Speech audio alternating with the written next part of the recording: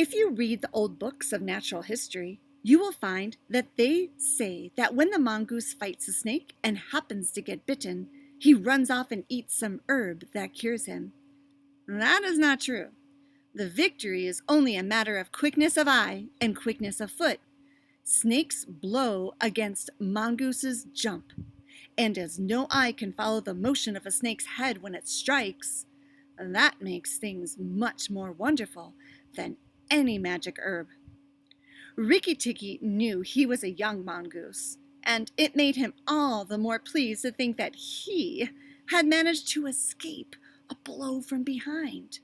It gave him confidence in himself, and when Teddy came running down the path, Rikki Tikki was ready to be petted. But just as Teddy was stooping, something flinched a little in the dust, and a tiny voice said, "Be careful, I am Death." It was Karate, the dusty brown snakeling that lies for choice on the dusty earth, and his bite is as dangerous as a cobra's. But he is so small that nobody thinks of him, and so he does the more harm to people. Rikki Tikki's eyes grew red again, and he danced up to Karate with a peculiar rocking, swaying motion that he had inherited from his family. It looks very funny, but it is so perfectly balanced a gait that you can fly off from it at any angle you please. And in dealing with snakes, this is an advantage. If Rikki Tikki had only known, he was doing a much more dangerous thing than fighting Nag. For Karate is so small and can turn so quickly that unless Rikki bit him close to the back of the head, he would get the return stroke in his eye or lip. But Rikki did not know. His eyes were all red and he rocked back and forth looking for a good place to hold. Karate struck out. Rikki jumped sideways and tried to run in, but the wicked little dusty gray head lashed within a fraction of his shoulder. And he had to jump over the body, and the head followed his heels close. Teddy shouted to the house, "Oh, look here! Our mongoose is killing a snake!" And Rikki Tikki heard a scream from Teddy's mother. His father ran out with a stick, but by the time he came up, Karate had lunged out once too far, and Rikki Tikki had sprung, jumped on the snake's back, dropped his head far between his forelegs, bitten as high up the back as he could get hold, and rolled away. That bite paralyzed Karate, and Rikki Tikki was just going to eat him up from the tail after the custom of his family at dinner, when he remembered that a full meal makes a slow mongoose, and if he wanted all of his strength and quickness ready, he must keep himself thin.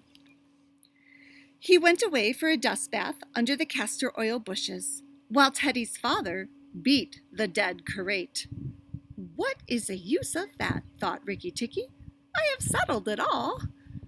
And then Teddy's mother picked him up from the dust and hugged him, crying that he had saved Teddy from death. And Teddy's father said that he was a providence, and Teddy looked on with big scared eyes. Rikki Tikki was rather amused at all the fuss, which of course he did not understand. Teddy's mother might just as well have petted Teddy for playing in the dust. Rikki was thoroughly enjoying himself. That night at dinner, walking to and fro among the wine glasses on the table, he could have stuffed himself 3 times over with nice things. But he remembered Nag and Nagaina, and thought it was very pleasant to be patted and petted by Teddy's mother and to sit on Teddy's shoulder. His eyes would get red from time to time, and he would go off into his long war cry of "Rick, tick, ticky, ticky, tick." Teddy carried him off to bed and insisted on Rikki Tikki sleeping under his chin. Rikki Tikki was too well bred to bite or scratch, but as soon as Teddy was asleep, he went off for his nightly walk around the house. And in the dark, he ran up against Chuchundra, the muskrat, creeping round by the wall. Chuchundra is a broken-hearted little beast. He whimpers and cheeps all the night, trying to make up his mind to run into the middle of the room, but he never gets there. "Don't kill me," said Chuchundra, almost weeping. "Rikki Tikki, don't kill me." "Do you think a snake killer kills muskrats?" said Rikki Tikki scornfully. "Those who kill snakes get killed by snakes," said Chuchundra, more sorrowfully than ever. "And how am I to be sure that Nag won't mistake me for you some dark night?" "There's not the least danger," said Rikki Tikki. "But Nag is in the garden, and I know you don't go there."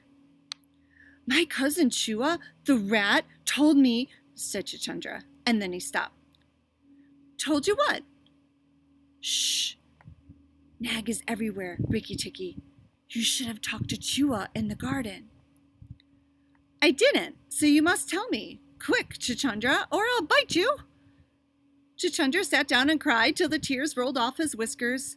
"I am a very poor man," he sobbed. "I never had spirit enough to run out into the middle of the room." "Shh! I mustn't tell you anything. Can't you hear, Rikki Tikki?" Rikki Tikki listened. The house was as still, but he thought he could just catch the faintest scratch, scratch in the world. A noise as faint as that of a wasp walking on a window pane. The dry scratch of a snake's scales on brickwork. "That's Nag or Nagaina," he said to himself, and he is crawling into the bathroom sluice. "You're right, Chuchundra. I should have talked to Chua." He stole off to Teddy's bathroom, but there was nothing there, and then to Teddy's mother's bathroom. At the bottom of the smooth plaster wall, there was a brick pulled out to make a sluice for the bathwater. And as Rikki Tikki stole in by the masonry curb where the bath is put, he heard Nag and Nagaina whispering together outside in the moonlight. "When the house is emptied of people," said Nagaina to her husband, "he will have to go away, and then the garden will be our own again. Go in quietly, and remember that the big man who killed Karate is the first one to bite.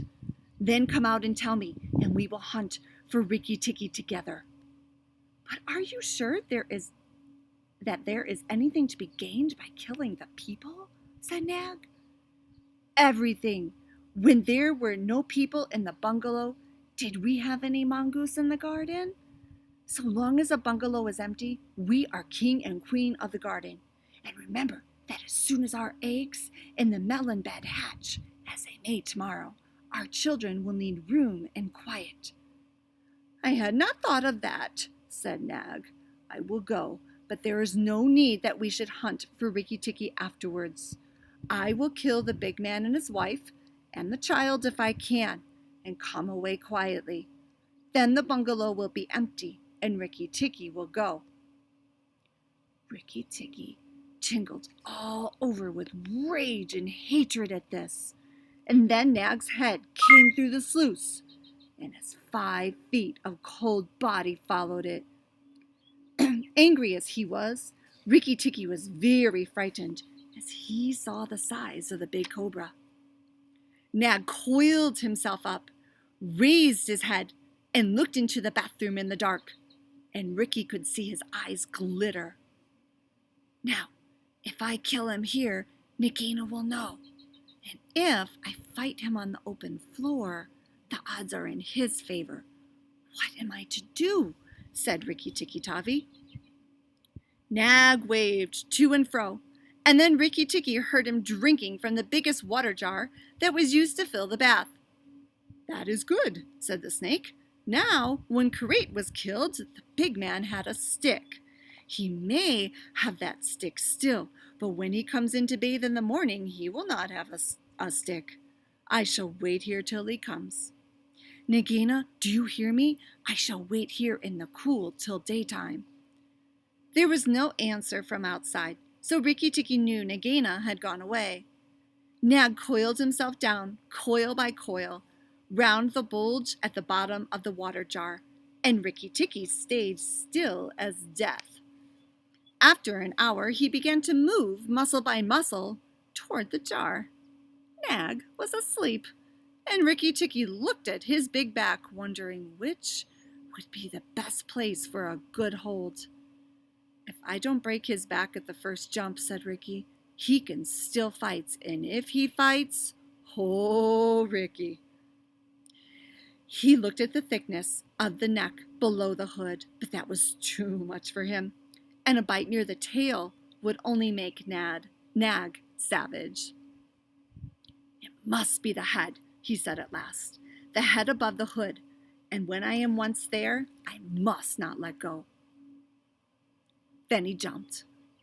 The head was lying a little clear of the water jar, under the curve of it, and as his teeth met, Rikki braced his back against a bulge of the red earthenware to hold down the head. This gave him just 1 second's purchase, and he made the most of it. Then he was battered to and fro as a rat is shaken by a dog. To and fro on the floor, up and down and round in great circles. But his eyes were red, and he held on as a body cart whipped over the floor, upsetting the tin dipper and the soap dish and the flesh brush, and banged against the tin side of the bath. As he held, he closed his jaws tighter and tighter, for he made sure he would be banged to death. And, for the honor of his family, he preferred to be found with his teeth locked. He was dizzy, aching, and felt shaken to pieces when something went off like a thunderclap just behind him. A hot wind knocked him senseless, and red fire singed his fur. The big man had been wakened by the noise and had fired both barrels of a shotgun into Nag just behind the hood. Rikki Tikki held on with his eyes shut, for now he was quite sure he was dead. But the head did not move, and the big man picked him up and said, "It's the mongoose again, Alice. The little chap has saved our lives now."